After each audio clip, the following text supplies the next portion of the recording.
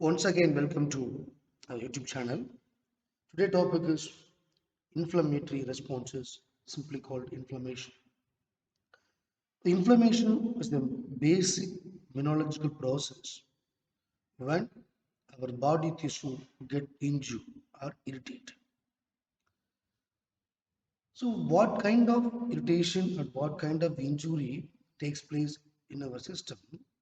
First immune response is called the collection of immune response is called inflammation.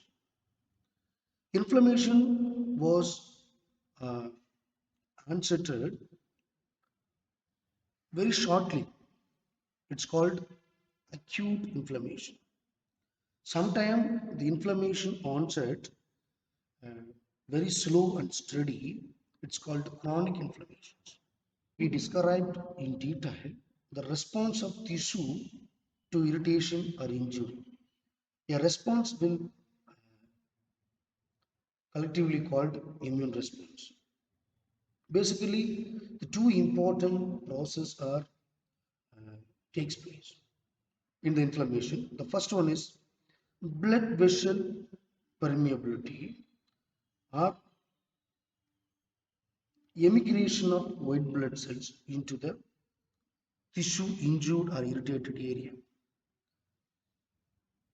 Number one, increased blood vessel permeability means so when the tissue are injured or irritated, the nearby blood vessels are get triggered and they produce some vasodestructive chemicals. Those chemicals are increase the permeability of the blood vessels.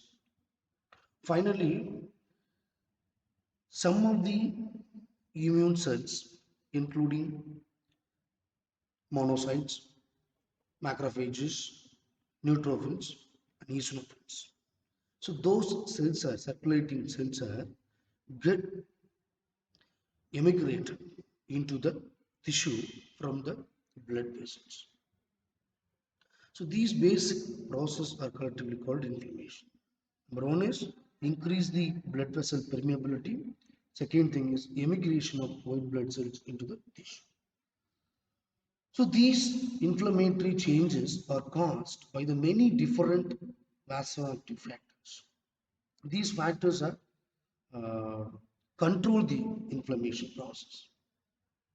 Inflammatory responses are caused by immunological process, you know very well. We can example, we say there are four major types of the responses are collectively called hypersensitivity reactions. So all hypersensitivity reactions are uh, basically immune inflammatory responses. Inflammatory responses. Especially immunoglobulins, complement system, and some phagocytic cells, including macrophages, neutrophils, basophils, and eosinophils. These are the immune components are generally involved in the inflammation reactions. So these hypersensitivity reaction, the immunoglobulins are vary, the complement systems are vary, and the phagocytic processes are vary. So among the variation, and the inflammations are basically divided by the hypersensitivity 1, 2, 3, and 4. Okay. Normally, the bloodstream uh, get triggered by when the tissue injured. The tissue injured takes place in the form of chemical exposure, the form of physical agent exposure, the form of biological agents exposure. Generally, we say the biological agents like bacteria, bacteria encountering, fungal toxins encountering, and viral infections. These are the collectively called uh, biological agents. The chemical agents means uh, UV light irradiation, some infrared irradiation, and heat exposure and other stress condition may create the inflammation reactions. The case of chemical exposure means like some carbohydrate, some proteins or lipids, any agents, any chemical agents can able to induce the immune response, especially the inflammations. Uh, so it's called chemical induced inflammation.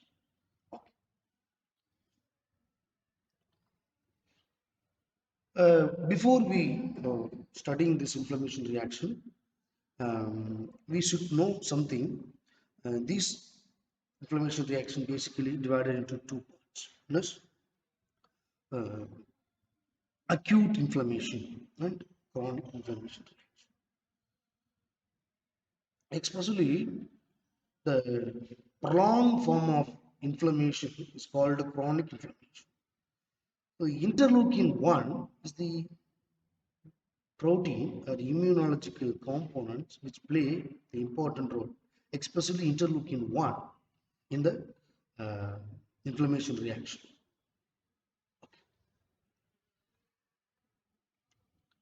Now we see a beautiful image of inflammation. Here we detail explain the steps of inflammatory responses. The inflammatory reactions are basically divided into four parts. One is damage tissue, release the histamines, increasing blood flow in the area. The histamine is the basic vasoactive substances released from the blood endothelial cells and relax the cells via increase the permeability of blood vessels. Especially the antigen or immunological agents encountering area. Okay. Here we literally express this is the skin surfaces and sometimes a wound may be created. So due to the wound creation, some of the bacteria, some of the fungal species, some viruses try to enter into the tissue. Okay. Immediately the blood vessels or epidermis are produce the famous chemical agent is called histamine. You know very well. This is the histamine molecule released from the blood vessels.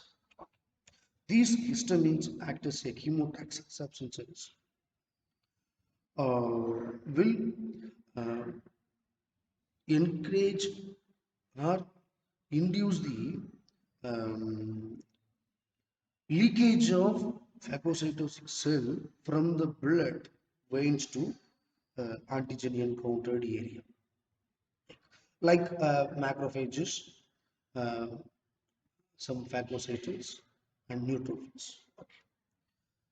So, by increasing the blood vessels, circulating immunological cells are leak out, and finally encounter the antigen entered area. Okay, antigen entered area. Number two, the histamine cause capillary leak, release the phagocyte, followed by increase the clotting factors in the wound. You know very well, when the blood is exposed into the tissue, the blood try to uh, clots. So for avoiding this clotting procedure, some clotting factors, that means anti-blood clotting factors are released from the triggered phagocytosis, some triggered neutrophils, some triggered vascules. So these phagocytes are released some anti blood clotting factors and uh, the blood are not clot in the antigen encountered area. The third step is the phagocytotic cells are engulf the bacteria. Engulf the bacteria, maybe the bacteria as antigen, which encountered in the wounded tissue. Not only the bacteria, maybe the dead cells are engulfed by the phagocytosis and followed by some dead cells, or otherwise called cellular derbids. These cellular derbids are formed from the uh, wounding of skin or wounding of the tissue. These bacteria and dead cell and cell derbids are engulfed by the encountered phagocytes, especially macrophages. Macrophages. So followed by this engulfing, some of the platelets are moved because uh, the histamine will relax the vascular endothelial cells, followed by the cells are migrated. So some of the small size of platelet cells are also get migrated into the um, antigen encountered area. Not only in the platelets, some immunoglobulins are relaxed, enter into the antigen encountered area. Some of the platelets are leak out from the blood veins. So uh, this is the basic inflammatory reactions. Finally, this inflammation will cause redness, heat, swelling, pain, and loss of function. So these heat, redness, swelling, pain, and loss of functions are major symptom of inflammatory responses, especially in the acute inflammation. You know very well the heat is generated because some of the biochemical reactions that takes place. So the heat is increased. The redness is appeared in the inflammatory area due to the um, some of the RBC leak out. Some of the plasma proteins are leak out. Some of the watery substances are leak out from the blood vessel into the inflammatory area. So the inflammatory area look like the redness. So followed by redness, the high accumulation of watery substances including proteins, plasma proteins, cells and other vasoactive substances. So it gets swelling. It gets swelling, the condition called edema. Yes. So followed by some of the tissues are respond to this inflammation. The tissue will get produce the prostaglandins. So those prostaglandins are act as a neurotransmitter, surrounded the sensory neurons. Finally, the pain is created. Okay.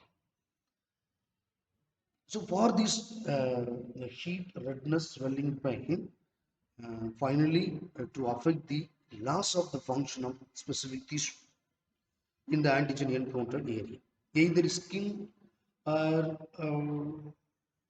what tissue uh, the inflammation takes place, the tissue will lose the corresponding function. Yes. This is the basic inflammatory reactions. Followed by we can learn acute and chronic inflammation. So thank you for watching.